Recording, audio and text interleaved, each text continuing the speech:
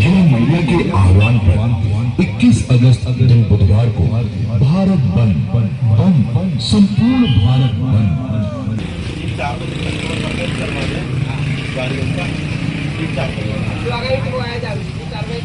आने के लिए नहीं 4 बजे तक नहीं जाएंगे, बस इतना थोड़ा सा आप कोऑपरेट कर लें। ऐसा देखिए क्या होता है कि कहीं भी कोई जाए, कोई अगर रास्ते में कोई करे तो ज़्यादा अच्छा है कि अपन रखें। नहीं, दिक्कत वही है ना कि अपन को कोई किसी पे थोड़े से उसके चक्कर में कुछ नुकसान कोई ना करे, इसलिए हमारा बंद संपूर्ण भारत बंद।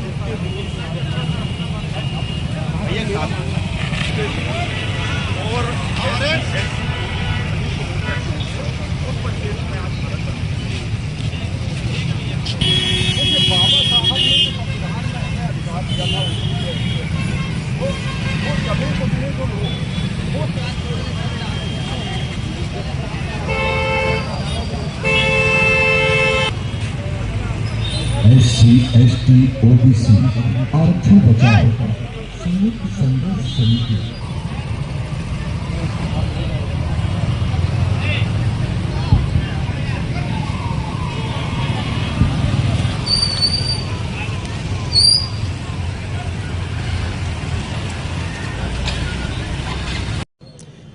देखिए, माननीय सुप्रीम कोर्ट का एक जो वर्डिक्ट आया है जिसमें सामाजिक आरक्षण विषय पर सामाजिक वर्गीकरण की बात को उन्होंने प्राथमिकता दी है और भी कई ऐसे बिंदु आए हैं, लेकिन जिस पे जब हमने उसको पूरे विषय को पढ़ा है तो उसमें सिर्फ सामाजिक बंटवारे के अलावा कहीं कोई बात नज़र नहीं आ रही है। तो जब आरक्षण की व्यवस्था का पूरा पालन ही नहीं हुआ है, जब लागू किया गया है, लगातार नौकरियां खत्म हो रही हैं, प्राइवेट में आरक्षण के लिए कोई स्पेस नहीं है, जो बची कुछ 1-1.5% जो आरक्षण में जो नौकरियां मिल रही थी उसमें भी वर्ग आपस में करके लड़ा के एक प्रकार से एक राजनीतिक फ़ायदा उसका उठा सकते थे। ये जो विषय है जो माननीय सुप्रीम कोर्ट ने दिया है, ये एक पॉलिसी मेकिंग का विषय है जो कि संवैधानिक व्यवस्था के अनुसार गवर्नमेंट जो है, चाहे ST/SC आयोग हो, चाहे OBC आयोग हो, विभिन्न जो कॉमन प्लेटफॉर्म पे डिस्कशन करने के बाद में इन विषयों के परिणामों पे डिस्कशन करके ये फिर एक लागू किया जाना चाहिए। तो अभी सिर्फ एक वर्ग भेद की ये वर्गीकरण के माध्यम से एक वर्ग भेद जैसी बू आ रही है और इस निर्णय के सुप्रीम कोर्ट की कोई अवमानना की बात है नहीं कहता, उनके अगेंस्ट कोई बोलने की बात नहीं कहता, लेकिन जब बहुत बड़ा समाज अगर इससे प्रभावित होने लग जाए तो ऑब्वियसली चिंतन मनन और कई प्रकार के डिस्कशन की बातें होती है और ये एक सांकेतिक विरोध स्वरूप इस बात पर एक आज बंद रखा है कि इस पर पुनर्विचार किया जाए और सेंट्रल गवर्नमेंट को उसके अगेंस्ट में अध्यादेश लाकर और उस निर्णय को हटाया जाए।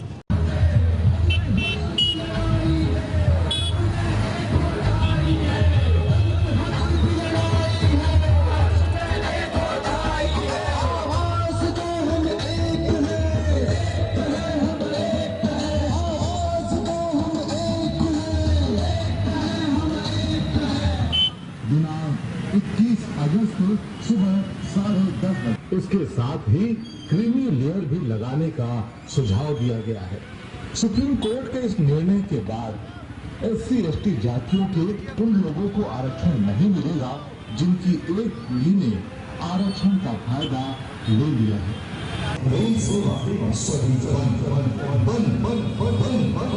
जिले के नागरिकों, व्यापारियों, कर्मचारियों, सामाजिक संगठनों से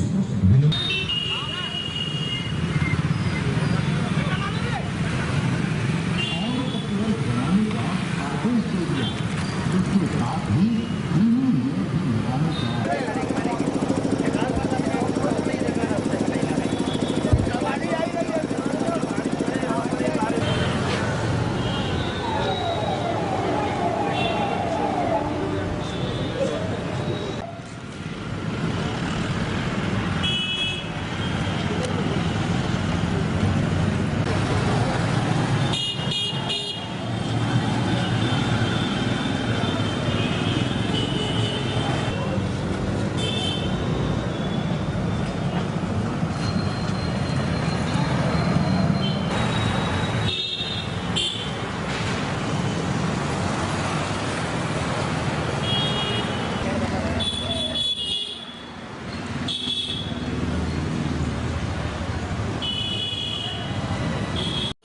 ये मंडला के सभी सामाजिक संगठन ST SC OBC, जैसे कि ट्राइबल संगठन की बात करें तो अपने मंडला में 40 से ज़्यादा संगठन है, SC संगठन है, BSP है और मेहरा समाज, झारिया समाज, OBC महासभा सभी ने समर्थन किया है इस बात का।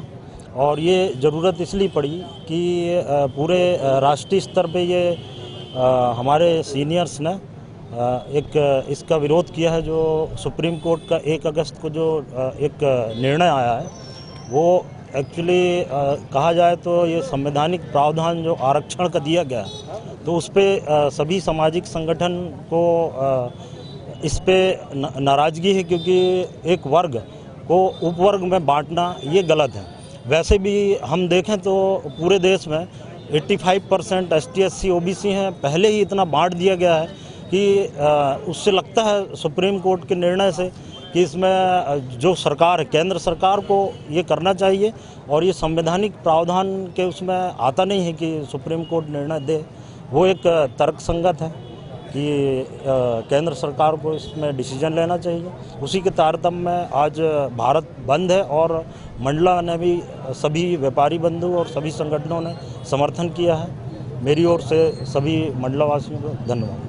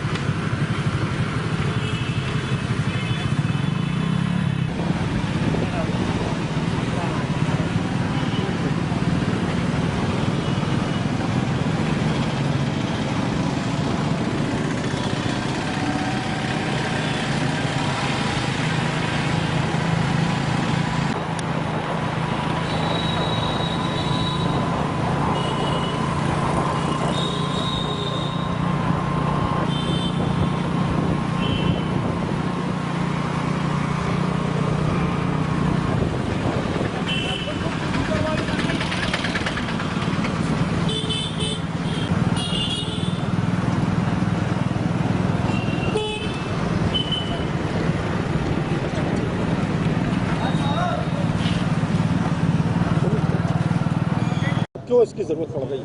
भारत का संविधान जब लागू हुआ तो इस देश में बहुत सारे लोग बहुत पिछड़ गए थे। तो बाबा साहब ने प्रावधान किया कि अनुच्छेद 338 से 342 तक में अनुसूचित जाति, अनुसूचित जनजाति, OBC के जो लोग बहुत पिछड़ गए थे इस देश के अंदर, उनको एक व्यवस्था दी गई कि इनको एक निश्चित दायरा में रख के प्रतिनिधित्व दिया जाए।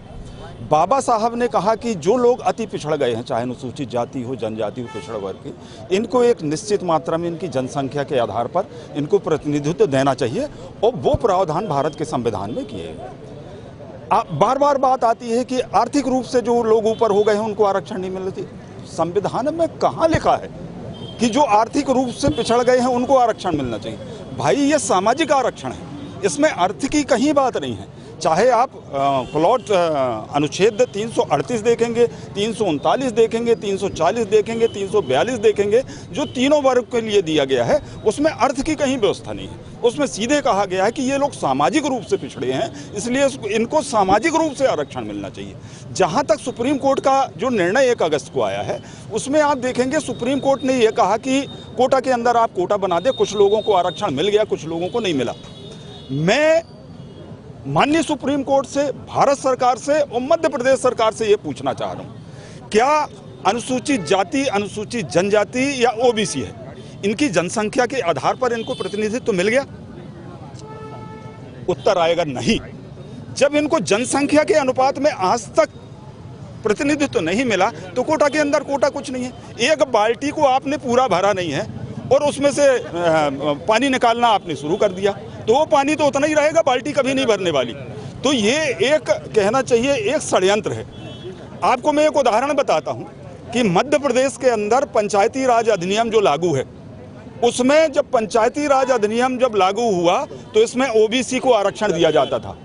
आज की क्या परिस्थिति है, आप लोग पत्रकार हैं, आप लोग बहुत अच्छे से जानते हैं। आज की तारीख में त्रिस्तरीय पंचायत में ओबीसी को 0% आरक्षण है। जिस तरह, और वो कैसे किया गया, एक विभेद डाल के ये प्रयास किया गया कि उसको विवादित बना दिया जाए और विवादित बनाने के बाद उसको खत्म कर दिया जाए। यही एक षड्यंत्र है कि इसको विभेद करके विभाजित कर दिया जाए, धीरे से उसको समाप्त कर दिया जाए। तो ये भारतवर्ष में जो व्यवस्था बनाई गई है, ये आरक्षण को समाप्त करने का एक षड्यंत्र है। और ओबीसी, एसटी, एससी और माइनॉरिटी जब तक एकजुट है, ये भारत के संविधान को ना बदलने देंगे, ना आरक्षण समाप्त करने देंगे।